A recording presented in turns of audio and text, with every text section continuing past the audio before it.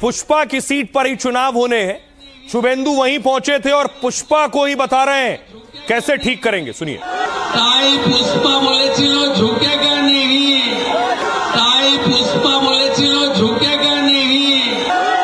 पुष्पा আজকে বলছে আমি পগার পার, আমি নির্বাচনে লড়ছি না।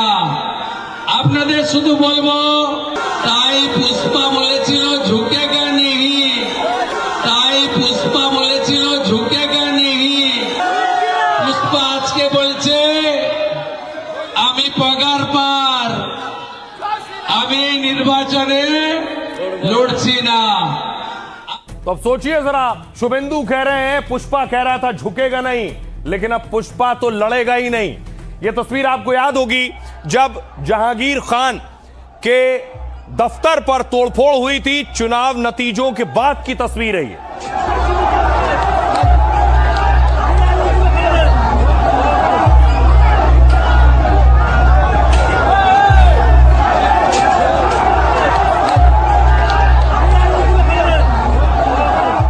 और अब बड़ी चीज यह है कि वही पुष्पा जो कह रहा था झुकेगा नहीं, वो अब कह रहा है लड़ेगा नहीं। चुनाव लड़ने से मना कर दिया। আগামী 21শে মে যে রিপোল আছে সেই রিপোলের কন্টেস্ট থেকে আমি নিজেকে দূরে সরিয়ে নিলাম। আগামী 21শে মে যে রিপোল আছে সেই রিপোলের কন্টেস্ট থেকে আমি নিজেকে দূরে সরিয়ে নিলাম।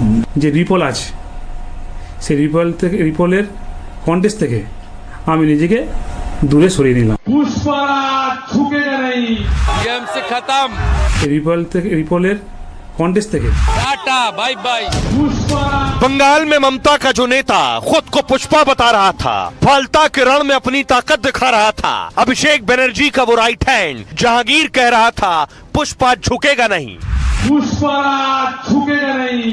उसके गढ़ में शुभेंदु ने ऐसी हुंकार भरी कि वोटिंग से 48 घंटे पहले उसने सरेंडर कर दिया। जहांगीर ने ऐलान कर दिया कि वो अब चुनाव नहीं लड़ेगा, मतलब शुभेंदु अधिकारी को चैलेंज नहीं करेगा। चुनाव से ठीक पहले आखिर ममता का पुष्पा क्यों झुक गया? क्या उसे अपनी हार नजर आने लगी थी, या फिर हार जीत से ज्यादा शुभेंदु के एक्शन का डर सताने लगा था?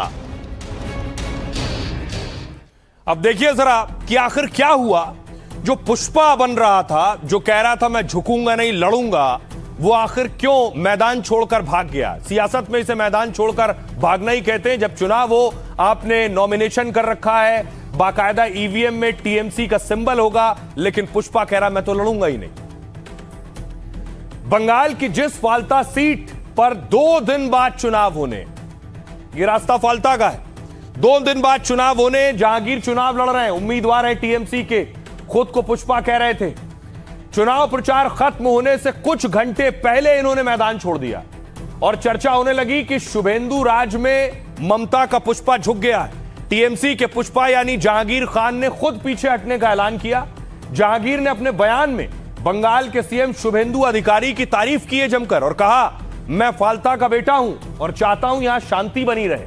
सीएम शुभेंदु फाल्ता के विकास के लिए स्पेशल पैकेज दे रहे हैं, यानी पुष्पा स्पेशल पैकेज पर झुक गया। इस विकास के लिए मैं फाल्ता के चुनाव से खुद को अलग कर रहा हूं। दरअसल 29 अप्रैल को दूसरे फेज में फाल्ता में मतदान हुआ था। गड़बड़ी हुई, हिंसा हुई, शिकायत के बाद 21 मई को फिर से वोटिंग होनी। बीजेपी की तरफ से चुनाव प्रचार की कमान खुद शुभेंदु अधिकारी ने संभाली और एक रैली में कहा वो पुष्पा कहां है, उसकी जिम्मेदारी है। अब जहांगीर को बाहुबली नेता और अभिषेक का राइट हैंड माना जाता है। ममता के भतीजे अभिषेक बनर्जी का फाल्ता सीट अभिषेक बनर्जी के लोकसभा क्षेत्र डायमंड हार्बर में आती है। पिछले 15 साल से यहां टीएमसी उम्मीदवार को ही जीत मिल रही थी और माना जाता है कि टीएमसी की जीत के पीछे जहांगीर का बड़ा हाथ था। अभिषेक बनर्जी के निर्देश पर जहांगीर चुनावी रणनीति संभालता था और इस बार अभिषेक ने जहांगीर को इस सीट पर ही चुनाव का जिम्मा दे दिया। और कुछ दिन पहले बीजेपी को फाल्ता से चुनाव जीतने का चैलेंज दिया था जहांगीर ने और अभिषेक बनर्जी ने कहा था बीजेपी सबसे मजबूत उम्मीदवार को उतार ले फाल्ता से, तब भी 10 जन्म में नहीं जीतेंगे। लेकिन बंगाल में ममता सरकार की हार के बाद समीकरण और माहौल सब बदल गया है। फाल्ता में जहांगीर के पक्ष में प्रचार करने के लिए सोचिए कोई बड़ा नेता नहीं पहुंचा है अब तक। शुभेंदु अधिकारी फाल्ता में प्रचार कर रहे हैं, लेकिन जहांगीर की तरफ से न ममता बनर्जी न अभिषेक बनर्जी दोनों फाल्ता से दूरी बनाए हुए हैं। बीजेपी नेता कह रहे हैं फाल्ता में भी इस बार कमल खिलने वाला है। तो क्या जहांगीर को ममता विरोधी लहर और हार का डर था? दावा तो यह भी है कि जहांगीर की गिरफ्तारी और कार्रवाई का डर भी उन्हें सता रहा है, क्योंकि वोटिंग में गड़बड़ी फैलाने के आरोप में एफआईआर में जहांगीर का नाम दर्ज है। और सोचिए कि बीजेपी फाल्ता सीट से आज तक नहीं जीती, टीएमसी जीतती आ रही थी, जहांगीर अब चुनाव नहीं लड़ रहे हैं। सुनिए जरा क्या कह रहे हैं। আমি ফলতার ভূমিপুত্র। मैं फाल्टा की मिट्टी का बेटा हूं। मैं शांति और विकास चाहता हूं। मुख्यमंत्री फाल्टा के लिए विशेष पैकेज दे रहे हैं, इसलिए मैं चुनाव नहीं लड़ूंगा। मैंने ये फैसला फाल्टा के लोगों के लिए लिया है। मतदान के दौरान मैंने किसी भी प्रकार की गड़बड़ी नहीं की। मुझे नहीं पता ये किसने किया, मैं अपने कार्यालय में था। टीएमसी का सुपड़ा साफ हो गया। टीएमसी खत्म, टाटा बाय बाय, खत्म, पूरा खत्म,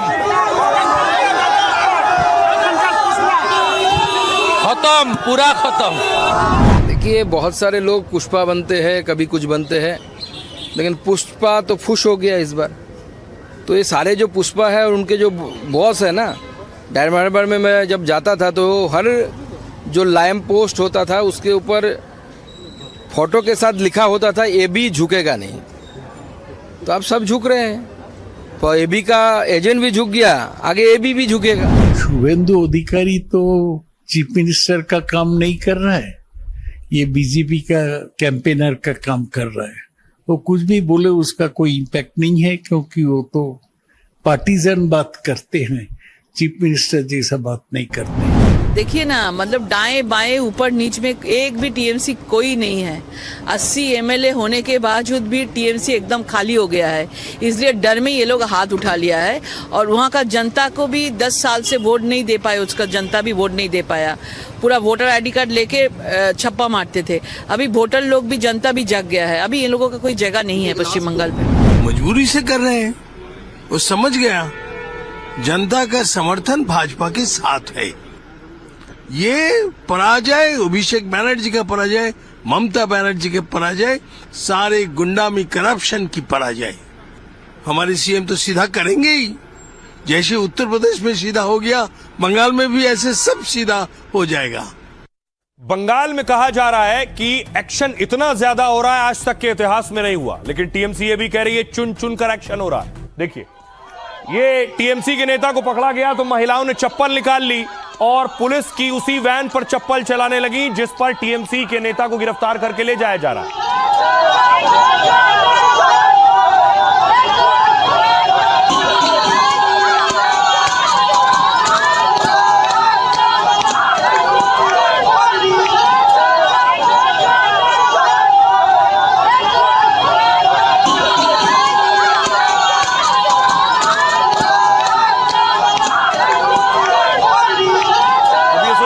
दक्षिण 24 परगना की तस्वीरें, टीएमसी के नेता को उठाया गया वैन में, महिलाएं चप्पल, झाड़ू, बोतल लेकर उसके ऊपर टूट पड़ी वैन पर।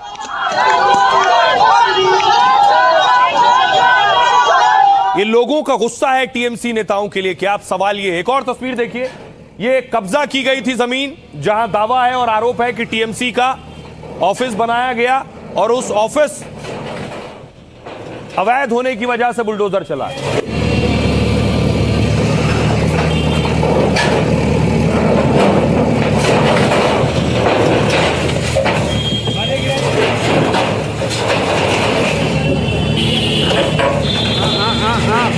পিছনে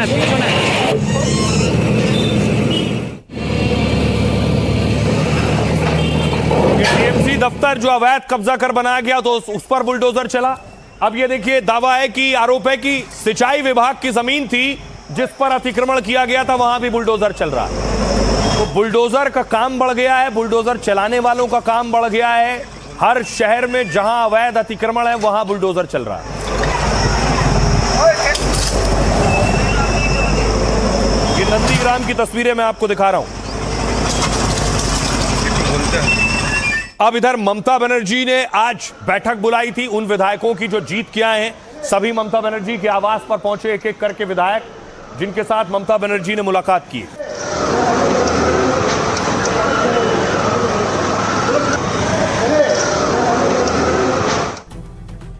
शुभेंदु बनर्जी, शुभेंदु के रडार पर ममता बनर्जी के भतीजे अभिषेक बनर्जी। मैं आपको बताऊं, अभिषेक बनर्जी भी इस बैठक में पहुंचे थे। वो सांसद हैं लेकिन पार्टी के नेता हैं। तो अभिषेक बनर्जी को आप देख रहे हैं जब ममता के घर से निकले हैं। ये उस वक्त की तस्वीर है।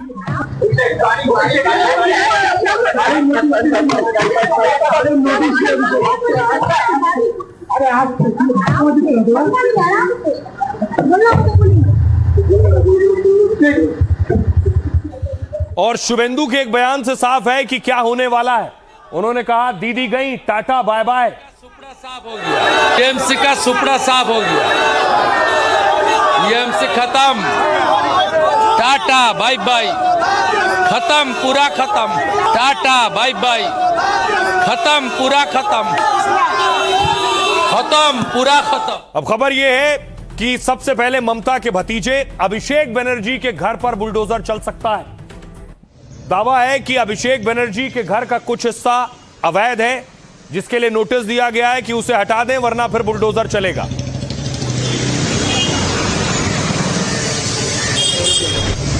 दूसरी तरफ ममता बनर्जी का स्टैचू जो उन्होंने बनाया था उस पर भी बुलडोजर चलने वाला है। ये वो तस्वीर आप देख रहे हैं, ये स्टेडियम में बना हुआ स्टैचू है। बताया जाता है ममता बनर्जी ने इसका डिजाइन बनाया था और ये मूर्ति अब हटाई जाएगी।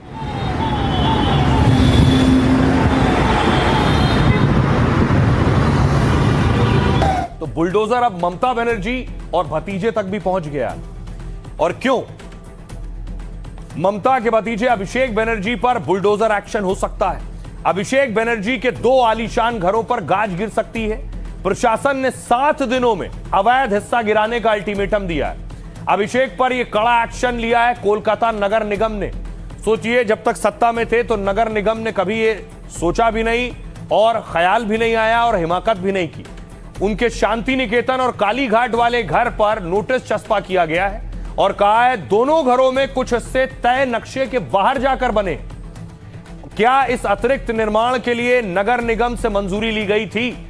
नोटिस मिलने के 7 दिन के अंदर अवैध हिस्से को खुद ही तोड़ दिया जाए, नहीं तो कोलकाता नगर निगम खुद बुलडोजर चलाकर इसे ध्वस्त करेगा। और अगर बुलडोजर कार्रवाई होगी तो उसका खर्च भी अभिषेक बनर्जी को चुकाना होगा।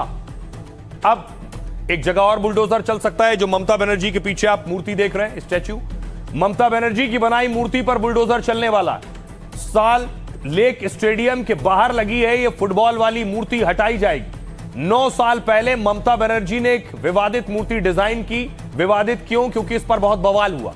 इसमें धड़ के पास से कटे 2 विशाल और फुटबॉल लगे, देख रहे हैं, आधा धड़ है और ऊपर फुटबॉल लगी हुई।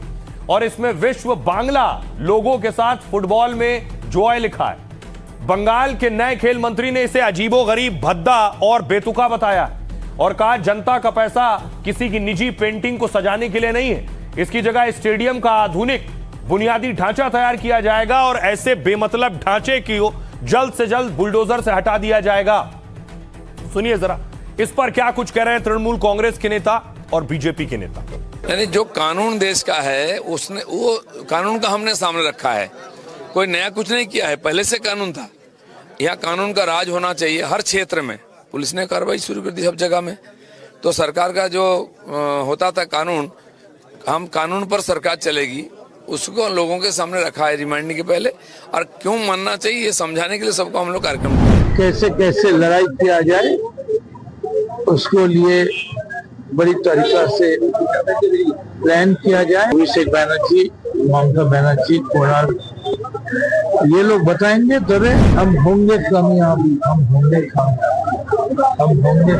आप आइए अभिषेक जी, और ये जो लोकतंत्र का जो मैदान है खुलेआम उसमें आइए, लड़ते जाइए लोकतंत्र का लड़ाई। ये जो समाज विरोधी डाकू जो मसलमैन गुंडों के लेकर जो लड़ाई आप लड़ रहे थे आम आदमी के खिलाफ, उसके लिए अभी आपका तो तक चल ही गए।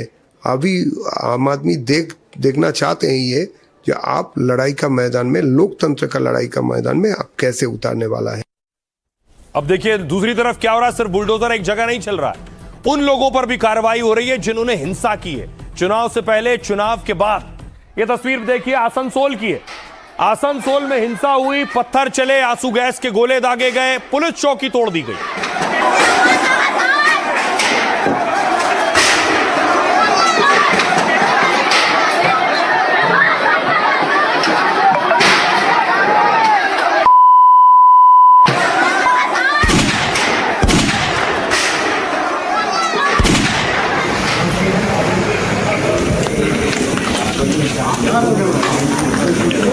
अब इस मामले में देखिए, पहले तो 31 लोगों की गिरफ्तारियां हुई, अब इनकी संपत्ति जब्त की जाएगी। चस्पा कर दिए गए हैं पोस्टर।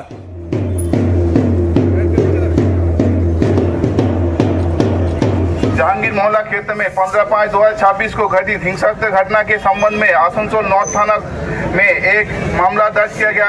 उक्त घटना में सरकारी संपत्ति को हुए नुकसान के संबंध में Paschim Bangal maintenance of public and सरकारी जांच प्रक्रिया आरंभ की गई है। इसके अलावा जिन लोगों ने हिंसा की दूसरी जगहों पर, उनकी देखिए परेड कराई गई है। उन उपद्रवियों को पकड़ा है पुलिस ने, उसके बाद सड़क पर घुमाया है, जिससे लोगों में संदेश जाए कि कोई कानून को हाथ में नहीं लेगा, पत्थर नहीं चलाएगा, सार्वजनिक संपत्ति को नुकसान नहीं पहुंचाएगा।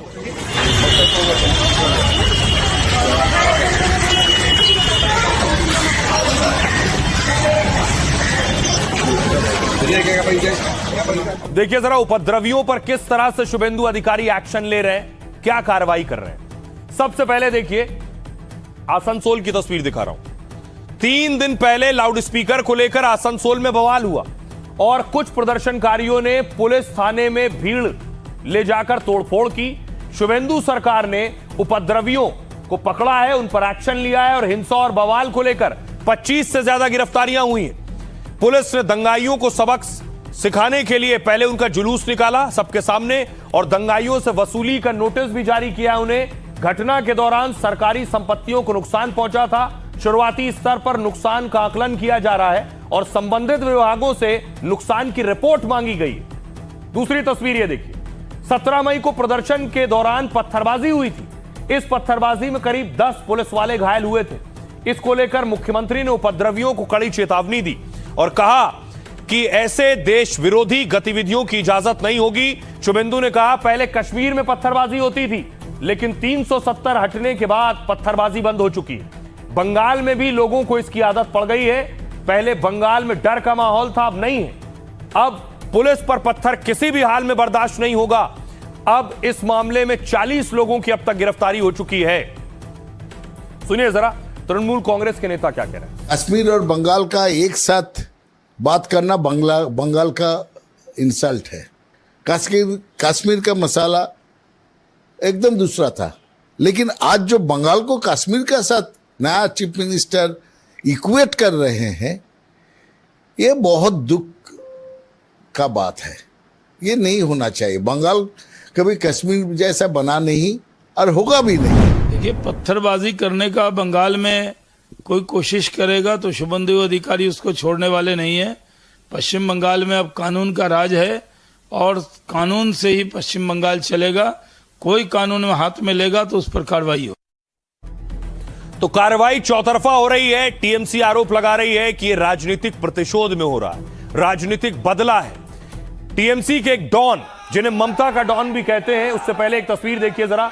ये देख रहे हैं, ममता की तस्वीर हटाई गई है। नगर निगम की तस्वीर है, म्युनिसिपल कॉर्पोरेशन में अंदर घुसे हैं। पीएम मोदी और राष्ट्रपति की तस्वीर लगाई है, ममता बनर्जी की तस्वीर हटाई गई।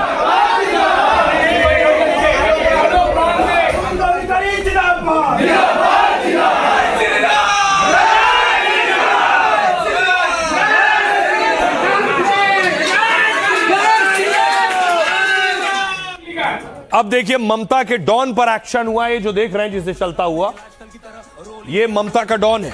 इसका नाम पप्पू डॉन है।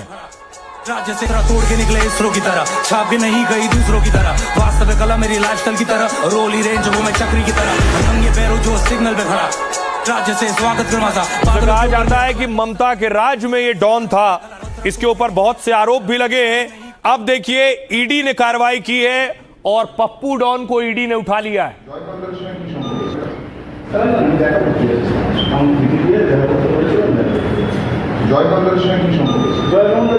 उसके बाद गिरफ्तारी के बाद पप्पू डॉन को कोर्ट में पेश किया गया।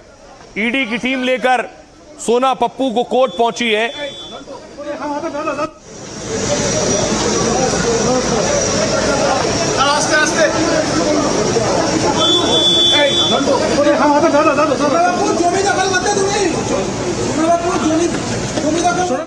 अब देखिए जरा क्या आरोप है इस शख्स पर।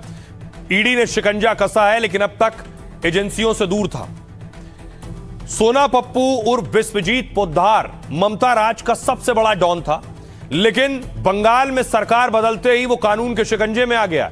ईडी ने करीब 10 घंटे की पूछताछ के बाद इसे गिरफ्तार किया है। उसकी गिरफ्तारी मनी लॉन्ड्रिंग और जबरन वसूली के आरोप में हुई है। बताया जाता है कि सोना पप्पू का ममता राज में आतंक हुआ करता था। वो कटमनी वसूलता था और ना देने पर लोगों को प्रताड़ित करता था। उसके आतंक के सामने पुलिस प्रशासन मूकदर्शक बनी रहती थी।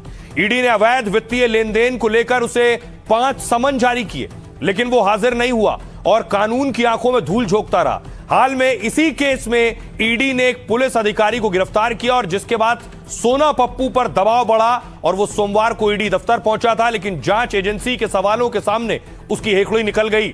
उसके बाद ईडी ने अरेस्ट किया है। सुनिए जरा कुणाल घोष क्या कह रहे हैं और अग्निमित्रा पॉल क्या कह रही है। के ऊपर जो टॉर्चर चल रहा है, सीपीएम जमाने में जो होता था वो फिर हुआ। इतना सारा गरीबों का प्रॉब्लम हो गया। और दूसरा ये पोस्टपोल वायलेंस चल रहा है, घर से निकल रहा है, केस दे रहा है, उसको तो फॉल्स केस में अरेस्ट थ्रेट सब चल रहा है। वो आप अभिषेक बनर्जी हो सकते हैं, आप ममता बनर्जी हो सकते हैं, आप जावेद खान हो सकते हैं, आप वो पप्पू बोल के वो बदमाश क्रिमिनल सोना पप्पू हो सकते हैं, आप राजू नौशकर हो सकते हैं। कितना बुद्धू है ये लोग ना, समझते थे कि ये लोग इंडिस्पेंसिबल है, कभी उन लोग को हटाया नहीं जाएगा।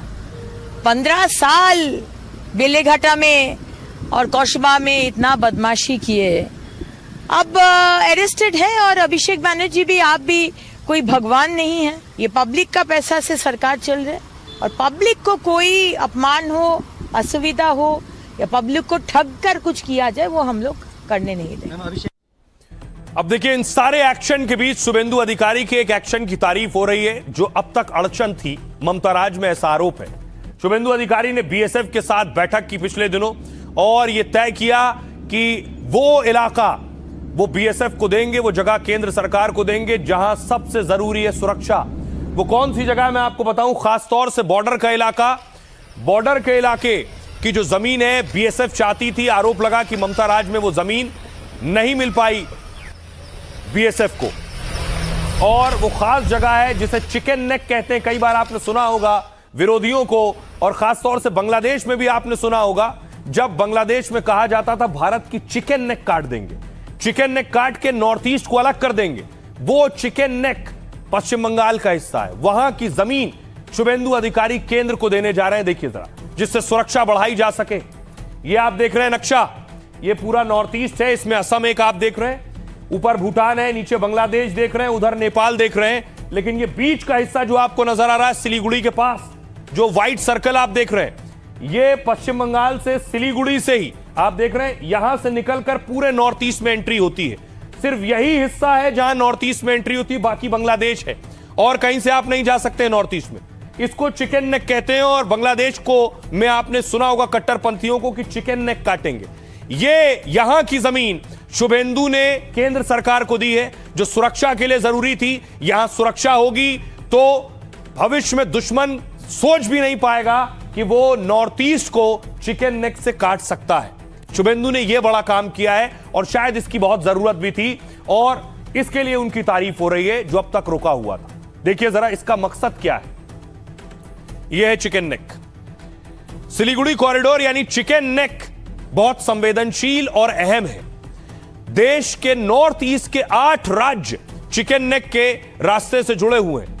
कई जगह यह रास्ता महज 20 से 22 किलोमीटर संकरा है और इस रास्ते में अगर रुकावट आई तो 8 राज्य जो आप देख रहे हैं ये सब कट जाएंगे। आरोप लगते रहे कि चीन और बांग्लादेश की नजर इस पर रहती है।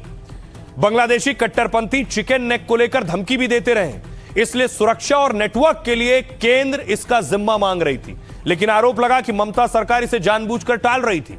अब शुभेंदु ने चिकन नेक की 120 एकड़ जमीन केंद्र को सौंप दी है। साथ ही चिकन नेक से जुड़े हाईवे भी अब केंद्र के अधीन होंगे। मतलब अंडरग्राउंड रेल सेवा और इंफ्रास्ट्रक्चर पर तेज काम होगा। इससे पूर्वोत्तर के राज्यों का विकास और नेटवर्क भी बढ़ेगा और भारत के नाजुक बॉर्डर वाले रास्ते की सुरक्षा मजबूत होगी। इसके अलावा देखिए, घुसपैठियों पर अंटर है। कुर्सी संभालते ही शुभेंदु ने पहला फैसला घुसपैठियों के खिलाफ किया। घुसपैठ रोकने के लिए बांग्लादेश बॉर्डर पर तारबंदी शुरू की। 45 दिन में फेंसिंग के लिए बीएसएफ को जमीन का ऐलान कर दिया है। अब घुसपैठियों के खिलाफ शुभेंदु ने एक और हंटर चलाया है। वो ये कहा जिनका नाम वोटर लिस्ट से कट चुका है उन्हें देश से बाहर किया जाएगा। शुभेंदु ने कहा मुझे पता है मेरे सीएम बनने से जमाते इस्लामी की नींद उड़ गई है और मैं न किसी से डरने वाला हूं और न किसी दबाव के आगे झुकूंगा। हम देश को सुरक्षित रखने का काम जरूर करेंगे, जिसे दिक्कत है वो कोर्ट जाए। शुभेंदु ने घुसपैठ पर कड़े एक्शन का बांग्लादेशी कट्टरपंथी भी विरोध कर रहे हैं। वहां के बांग्लादेश सरकार के सलाहकार हुमायूं कबीर ने बयान जारी किया है। कहा सीमा पर बाड़ लगाने के भारत के फैसले से बांग्लादेश डरा नहीं है। बॉर्डर और प्रवासियों के मुद्दे पर जरूरत पड़ी तो बातचीत को भी तैयार है।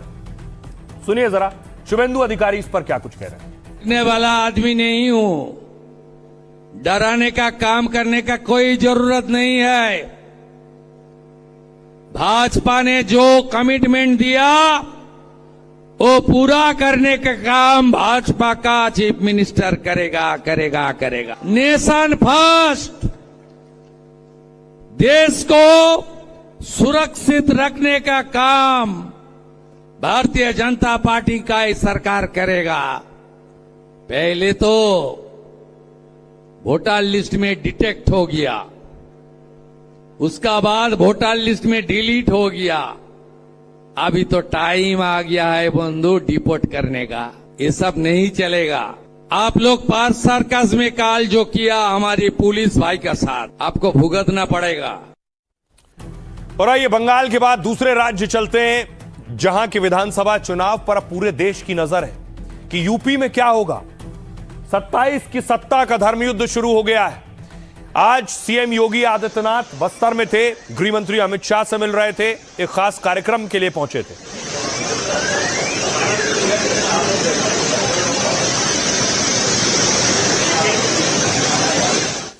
एक्सपर्ट्स कहते हैं, चाणक्य कहते हैं कि बीजेपी के चाणक्य ने बंगाल जिताया है, गृह मंत्री अमित शाह ने।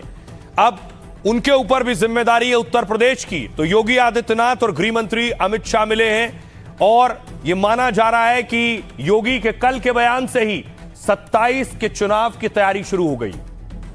अरे सड़कें चलने के लिए है या कोई भी व्यक्ति आकर के चौराहे पे आके तमाशा बना देगा? सरकार हर आयोजन को सड़क पे करा रही है। तुम्हारे घर में रहने की जगह नहीं है तो भाई संख्या नियंत्रित कर लो। गोली मार देंगे, फांसी पे चढ़ा देंगे सबको क्या? किसी के धर्म से खिलवाड़ नहीं होनी चाहिए। मुस्लिम हैं, ये सब पहले हिंदुए रहे, जो आस्था विहीन थे, जो कायर थे, वो लोग दबाव में आकर के, प्रलोभन में आकर के अपना धर्म परिवर्तन कर लिए।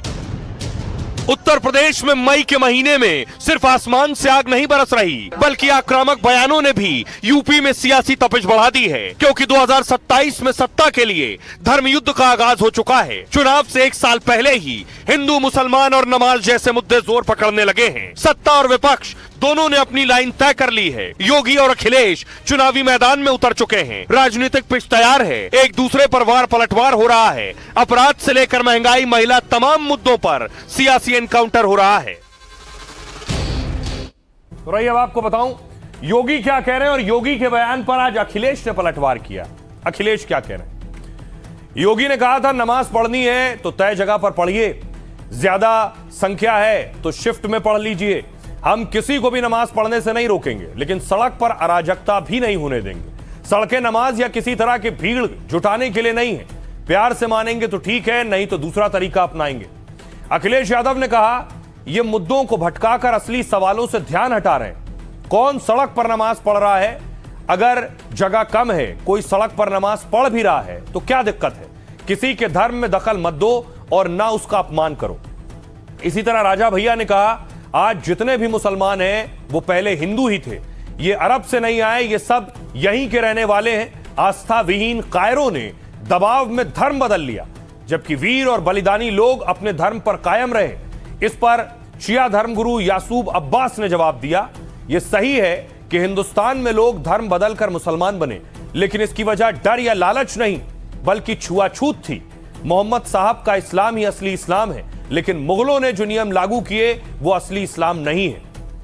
शहाबुद्दीन बरेलवी ने कहा अरब से कुछ मुसलमानों ने भारत आकर इस्लाम का प्रचार किया, उससे प्रभावित लोगों ने इस्लाम कबूला, लालच और दबाव में नहीं। लोगों ने अपनी मर्जी और खुशी से इस्लाम स्वीकार किया। भारत में करोड़ों मुसलमान यहीं के रहने वाले हैं और भारतीय हैं। सुनिए जरा इन बयानों के बाद यह माना जा रहा है कि 27 की तैयारी भी सियासतदानों ने शुरू कर दी है क्या? से पूछते हैं साहब आपके यहाँ यूपी में क्या सड़कों पे सचमुच नमाज नहीं होती? मैं कहता हूं कतई नहीं होती है, आप जाके देख लो, नहीं होती है।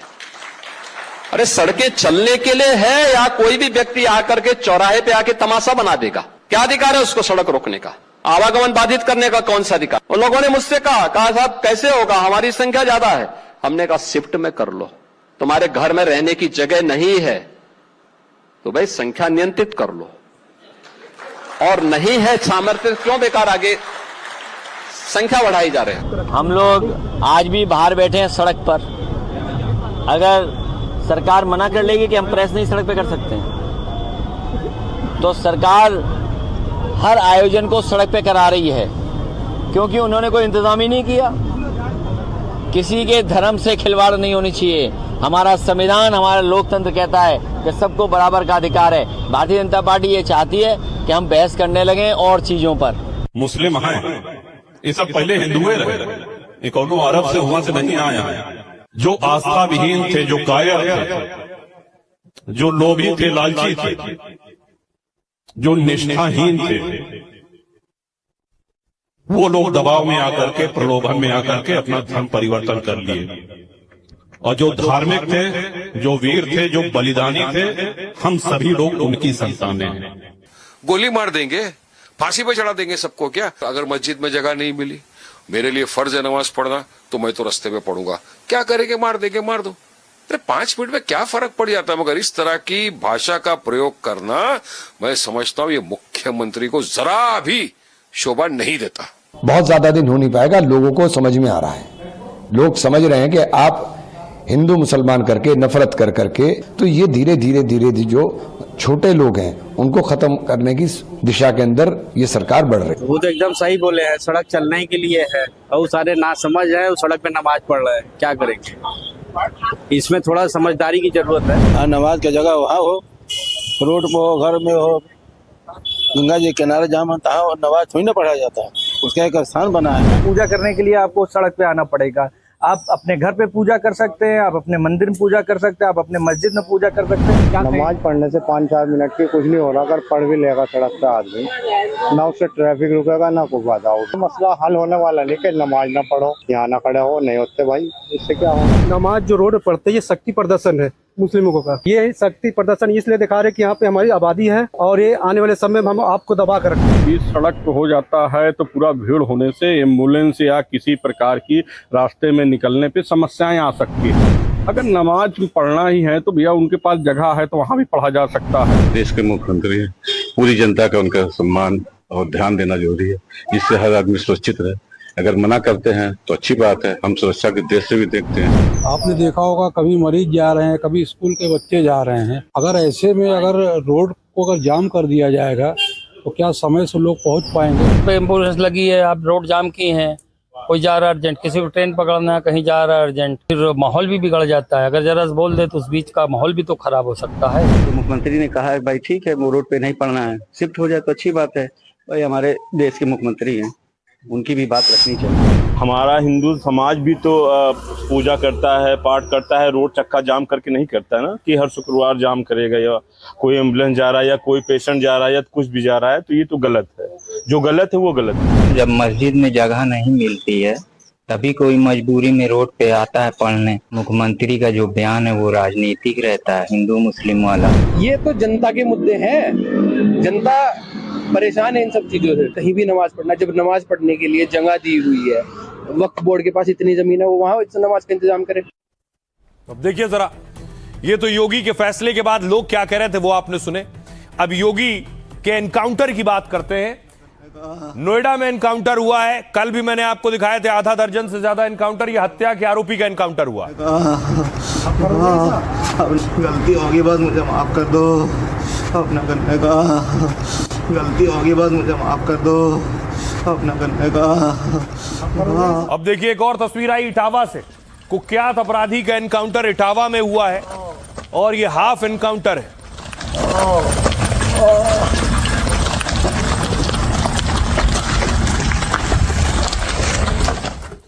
अगली तस्वीर देखिए जरा, बुलंदशहर से आई, मंदिर में चोरी के आरोपी का एनकाउंटर हुआ है।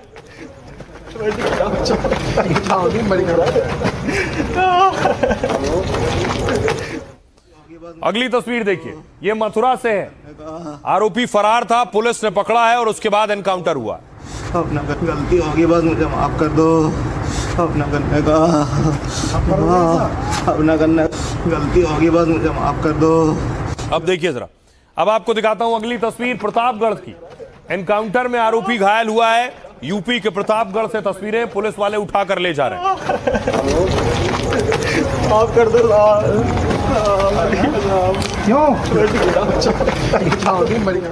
एक और तस्वीर देखिए जरा, आधा दर्जन से ज्यादा एनकाउंटर हुए हैं। ये सुल्तानपुर की तस्वीर है, गौकशी मामले में इनका एनकाउंटर हुआ है।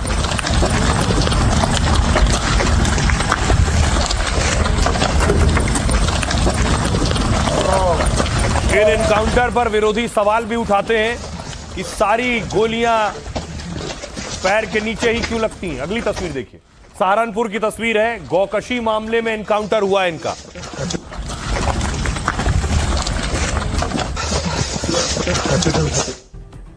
और आज एक आंकड़ा भी सामने आया कि यूपी में अब तक कितने एनकाउंटर हुए हैं। बाकी दूसरे राज्यों में इस तरह की नजीर सामने आती है। देखिए जरा, उत्तर प्रदेश में एनकाउंटर का चार्ट आ गया है। कुल एनकाउंटर 17,043 हुए यूपी में। रोजाना 5 एनकाउंटर का औसत है। अपराधी ढेर हो रहे हैं, 289 अपराधी ढेर हो गए अब तक। घायल आरोपी 17,000 में 11,834 हैं। गिरफ्तार 34,253 है। और शहीद पुलिसकर्मी 18 हुए एनकाउंटर्स मुठभेड़ में। घायल पुलिसकर्मी 1,852 हुए। अब अलग अलग जोन के हिसाब से मैं आपको बताऊं, मेरठ जोन में कुल एनकाउंटर 4,813 हुए और 97 अपराधी ढेर हुए। घायल हुए आरोपी 3,513 और गिरफ्तार हुए हैं 8,921। वाराणसी जोन का देखिए जरा, कुल एनकाउंटर 1,292, अपराधी जो ढेर हुए हैं वो 29, घायल आरोपी 907 और गिरफ्तार आरोपी 2,426। बरेली जोन देखिए, बरेली जोन में 2,222 एनकाउंटर हुए और 21 अपराधी ढेर हुए।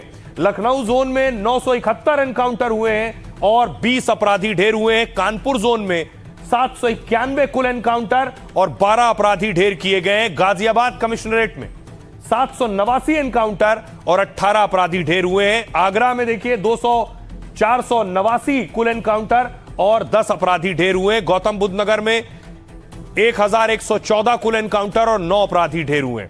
आइए अब आपको सुनवाऊं इस एनकाउंटर के बाद योगी आदित्यनाथ क्या कह रहे हैं और अखिलेश यादव क्या कह रहे हैं। भाई, अगर सामने वाला व्यक्ति कानून से भयभीत नहीं है तो फिर उसको कानून के दायरे में ला करके कानून की भाषा समझाना तो फिर तात्कालिक परिस्थिति हो जाती है।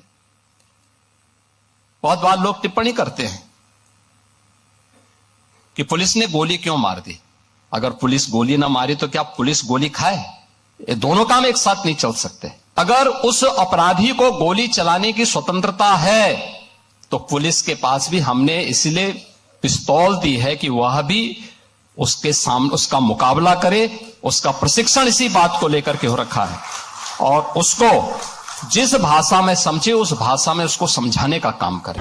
इनकाउंटर बड़े पैमाने पर सरकार ने केवल कानून व्यवस्था को लेकर के दिखावा किया है, लेकिन एक बहुत प्रतिष्ठित अखबार ने भी ये लिखा है कि राजधानी लखनऊ में एक दिन में कितनी महिलाएं लड़कियों को छेड़ा जाता है, लड़कियों के ऊपर कितनी घटनाएं हो रही हैं। और सरकार को वो आंकड़ा भी जनता को देना चाहिए जिसमें सबसे ज्यादा दलित, सबसे ज्यादा हमारी बेटियां, सबसे ज्यादा महिलाओं के साथ घटनाएं घटी। जहां ये इनकाउंटर के आंकड़े दे रहे हैं, वही डीजल पेट्रोल के भी तो आंकड़े दें। और ये तो बात हो गई अपराधियों की जिनका एनकाउंटर हुआ और उस पर सियासतदान क्या कह रहे हैं। लेकिन यूपी से एक बहुत खराब तस्वीर भी आई, वो भी मैं आपको दिखाऊं। ये तस्वीर देख रहे हैं, गाजियाबाद से आई है, जहां रेप के आरोपी का वेलकम हो रहा है। रेप का आरोपी छूटा जमानत पर, तो देखिए कैसे उसका स्वागत हुआ।